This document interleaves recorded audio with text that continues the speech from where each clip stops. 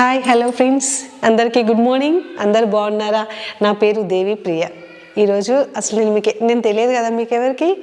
ఈరోజు నన్ను నేను పరిచయం చేసుకుంటున్నాను. ఎలాగంటారా, ఒక చిన్న కవితతో, అది కూడా మన స్త్రీలకు సంబంధించింది, స్త్రీల యొక్క గొప్పతనాన్ని తెలిపేటటువంటి కవితతో నన్ను నేను మీకు పరిచయం చేసుకుంటాను. ఓకేనా ఫ్రెండ్స్? సరే, మరి చూద్దామా.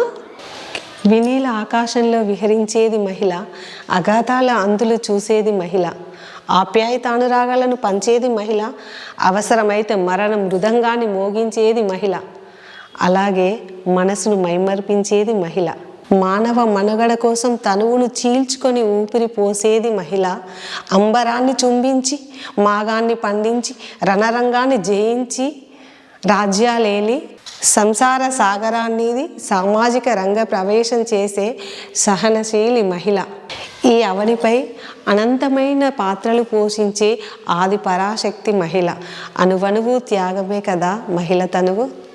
Okay friends, bye friends.